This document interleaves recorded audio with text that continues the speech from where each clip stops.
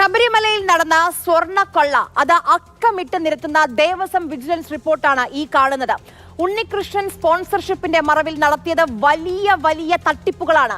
ദേവസ്വം ബോർഡിനും എണ്ണിയാൽ തീരാത്ത ഗുരുതരമായ വീഴ്ചകളാണ് ഉണ്ടായിരിക്കുന്നത്.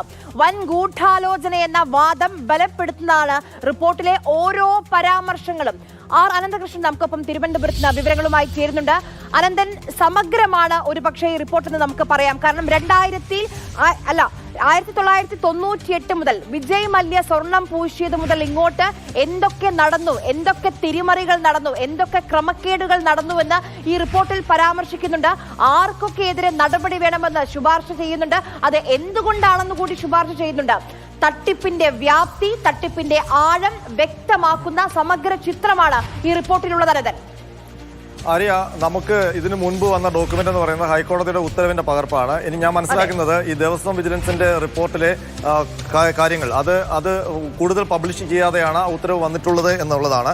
മാത്രമല്ല, ഇന്നിപ്പോൾ കഴിഞ്ഞ 2 മണിക്കൂറായി പ്രേക്ഷകർക്ക് മുന്നിൽ മാതൃഭൂമി ന്യൂസ് എത്തിക്കുന്നത് ദേവസ്വം വിജിലൻസ് ശബരിമലയുമായി ബന്ധപ്പെട്ട് നടത്തിയ അന്വേഷണത്തിന് ശേഷം ഹൈക്കോടതിയിൽ സമർപ്പിച്ച റിപ്പോർട്ടിന്റെ പൂർണ്ണ രൂപമാണ്. അതിന്റെ മുഴുവൻ പേജുകളും, അതിന്റെ സാക്ഷിമൊഴികളടക്കം മുഴുവൻ പേജുകളും മാതൃഭൂമി ന്യൂസിന്റെ പക്കലുണ്ട്. മറ്റൊന്ന്, ഇത് മാതൃഭൂമി ന്യൂസിന്റെ പക്കൽ മാത്രമേ ഈ ഷീറ്റുകൾ ഉള്ളൂ എന്നുള്ളതാണ്. ഈ റിപ്പോർട്ടിന്റെ പൂർണ്ണമായ രൂപം നമ്മുടെ പക്കൽ മാത്രമേ ഉള്ളൂ. ഇത് മുഴുവൻ നമ്മൾ കഴിഞ്ഞ 2 മണിക്കൂറായി ഈ റിപ്പോർട്ടിലെ അന്വേഷണത്തിൽ കണ്ടെത്തിയ കാര്യങ്ങൾ നമ്മൾ വിശദമായി പറയുകയും ചെയ്തു. ചുരുക്കത്തിൽ എന്താണ് ശബരിമലയിൽ നടന്നത് എന്നുള്ളത്, വിജിലൻസ് കണ്ടെത്തിയത് എന്താണെന്ന് ഞാൻ പറയാം.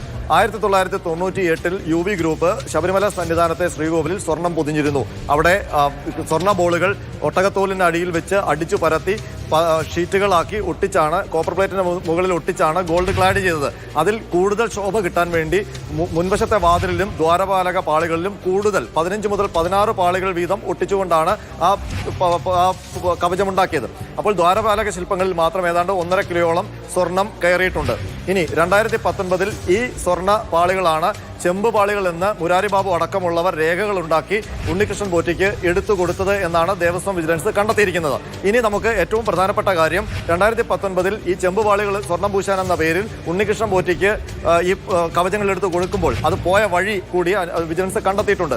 അതായത് വിജയ് മല്യ നൽകിയ ആ തങ്കം പൊതിഞ്ഞ പാളികൾ അത് ഉണ്ണികൃഷ്ണൻ പോറ്റിയുടെ സുഹൃത്ത് അനന്തസുബ്രഹ്മണ്യത്തിനാണ് 2019 എടുത്തു നൽകുന്നത്. അത് അനന്തസുബ്രഹ്മണ്യം നേരെ ബാംഗ്ലൂരിലാണ് കൊണ്ടുവന്നത്. ബാംഗ്ലൂരിൽ അത് അനന്തസുബ്രഹ്മണ്യത്തിന്റെ വീട്ടിൽ വെച്ചു.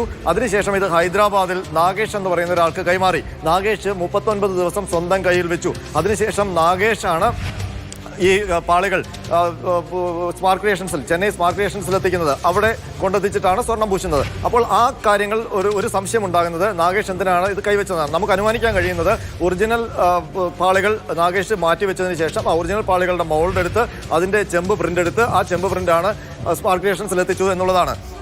ഇനി ദേവസ്വം വിജിലൻസ് കണ്ടെത്തിയിരിക്കുന്ന മറ്റൊരു പ്രധാനപ്പെട്ട കാര്യം, ഈ സ്മാർട്ട് ക്രിയേഷൻസിൽ ചെമ്പുപാളികൾ എത്തിച്ച ശേഷം ദേവസ്വം തിരുവാഭരണ കമ്മീഷണർ അവിടെ എത്തി. അദ്ദേഹം നോക്കുമ്പോൾ ചെമ്പുപാളികളാണ് കണ്ടത്. അതിന്റെ തൂക്കത്തിൽ കുറവ് കാണുന്നു. പക്ഷേ അതൊന്നും റിപ്പോർട്ട് ചെയ്യുന്നില്ല. അന്ന് റിപ്പോർട്ട് ചെയ്തിരുന്നെങ്കിൽ ആ ക്രമക്കേട് അന്നേ കണ്ടെത്താൻ കഴിയും എന്നാണ് ദേവസ്വം വിജിലൻസ് കണ്ടെത്തിയിരിക്കുന്നത്. പിന്നീട് അത് സ്വർണം പൂശി ഉണ്ണികൃഷ്ണൻ പോറ്റിയെ തന്നെ ഏൽപ്പിച്ചു. ഉണ്ണികൃഷ്ണൻ പോറ്റി ആ ചെമ്പുപാളികൾ കൈവശം വെച്ചു. ആ സ്വർണം പൂശിയ ചെമ്പുപാളികൾ കൈവശം വെച്ചു. ദേവസ്വം തിരുവാഭരണ കമ്മീഷണർ ചെന്നൈയിൽ നിന്ന് മടങ്ങി. പിന്നീട് ഉണ്ണികൃഷ്ണൻ പോറ്റി ഈ പാളികളുമായി ജയറാമിനെ ആ സ്മാർട്ട് ക്രിയേഷൻസിൽ വിളിച്ചു വരുത്തി പൂജ നടത്തി. അതിനുശേഷം ജയറാമിന്റെ വീട്ടിൽ പൂജ നടത്തി. അത് പിന്നീട് ബാംഗ്ലൂർ കൊണ്ടുപോയി അവിടെ അജികുമാർ എന്നയാളുടെ വീട്ടിൽ പൂജ നടത്തി. അതിനുശേഷം വിനീത് ജെയിൻ എന്നയാളുടെ ബെല്ലാരിയിലെ വീട്ടിൽ കൊണ്ടുപോയി പൂജ നടത്തി. അതിനുശേഷം വീണ്ടും അജികുമാറിന്റെ കോട്ടയത്തെ വീട്ടിൽ കൊണ്ടുവന്ന് പൂജ നടത്തി. അതിനുശേഷം വാഴക്കുളത്തെ വീട്ടിൽ കൊണ്ടുവന്ന് പൂജ നടത്തി. അതിനുശേഷം ഒരു സർപ്പക്കാവിൽ വെച്ച് നാട്ടുകാരെല്ലാം വിളിച്ചുകൂട്ടി പൂജ നടത്തി. പിന്നീട് ചങ്ങനാശ്ശേരിയിൽ ഒരു അയ്യപ്പ ക്ഷേത്രത്തിൽ കൊണ്ടുവന്ന് പൂജ നടത്തി. പിന്നീടാണ് 2019 സെപ്റ്റംബർ 11 സന്നിധാനത്തെത്തി അത് പാളികൾ പൊതിയുന്നത്. ഇതാണ് 2019 നടന്നത്.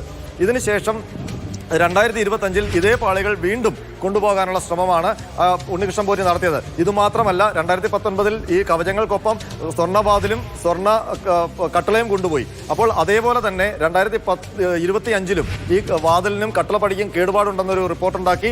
അതിനുശേഷം ഈ ദ്വാരപാലക ശില്പങ്ങളിലെ പാളികളിൽ കേടുപാടുണ്ടെന്നുള്ള റിപ്പോർട്ടുണ്ടാക്കി. എന്നിട്ട് ഇത് ഉണ്ണികൃഷ്ണൻ പോറ്റിയുടെ കൈവശം കൊടുക്കാനുള്ള ഒരു നിർദ്ദേശം ദേവസ്വം ബോർഡ് എഴുതി. അപ്പോൾ അവിടെ വിഘാതമായത് തിരുവാഭരണ കമ്മീഷണറുടെ റിജിലാലിന്റെ ഒരു തീരുമാനമാണ്. അദ്ദേഹം പറഞ്ഞു, ഈ കവച കവചങ്ങൾ, ഈ വാതിലും കട്ടളപ്പടിയും നന്നാക്കണമെങ്കിൽ അത് സന്നിധാനത്ത് നിന്ന് മാത്രമേ നന്നാക്കാൻ പറ്റൂ, കൊടുത്തുവിടാൻ പറ്റില്ല. ഇനി തിരുവാഭരണ കമ്മീഷണർ പറഞ്ഞത് ഈ കവചങ്ങൾ കൊടുത്തുവിടണമെങ്കിൽ അത് സ്മാർട്ട് ക്രിയേഷൻസിലേക്ക് കൊടുക്കാൻ പറ്റില്ല. കാരണം 2019 അവർ സ്വർണം പൂശിയതാണ്. ആ സ്വർണം പൂശിയത് വീണ്ടും സ്വർണം പൂശാനുള്ള സംവിധാനം അവിടെ ഇല്ല എന്ന് അവർ അറിയിച്ചിട്ടുണ്ട്. അതുകൊണ്ട് പരമ്പരാഗത രീതിയിൽ ഇവിടെ വെച്ച് തന്നെ ചെയ്യാമെന്ന് പറഞ്ഞു. അപ്പോൾ ദേവസ്വം ഉണ്ണികൃഷ്ണൻ പോറ്റി വിളിച്ചിട്ട് പറഞ്ഞു അത് സ്മാർട്ട് ക്രിയേഷൻസിൽ ചെയ്യാം, അതിന് പ്രശ്നമൊന്നുമില്ല എന്ന് പറഞ്ഞപ്പോൾ തിരുവാഭരണ കമ്മീഷണർ പറഞ്ഞു ഇത് സ്വർണം പൂശിയ ഉരുപ്പടിയാണ്, കൊടുത്തു വിടുമ്പോൾ ദേവസ്വം ബോർഡ് ജാഗ്രത പാലിക്കണം, ഒരാളെ കൂടി വിടണമെന്ന് പറഞ്ഞു. അപ്പോൾ ഉണ്ണികൃഷ്ണൻ പോറ്റി പറഞ്ഞു കൂടെ ഒരാളെ വിടുകയാണെങ്കിൽ അയാളുടെ ചെലവ് ഞാൻ വഹിക്കില്ല, ഞാൻ ഒറ്റയ്ക്ക് കൊണ്ടുപോയിക്കൊള്ളാം എന്നയാൾ പറയുന്നു. പക്ഷേ അതിന് വിഘാതമായി കൂടെ ആളെ വിടുന്നു. അപ്പോൾ ഒരു കാര്യം വ്യക്തമാണ്, 2019 നടത്തിയ അതേ കൊള്ള 2025 നടത്താനും ഇവർ ശ്രമിച്ചു. അതുപോലെ തന്നെ 2019 കൊണ്ടുവച്ച പീഠമാണ് 2020 ആയപ്പോഴേക്കും ചെമ്പ് തെളിഞ്ഞത്.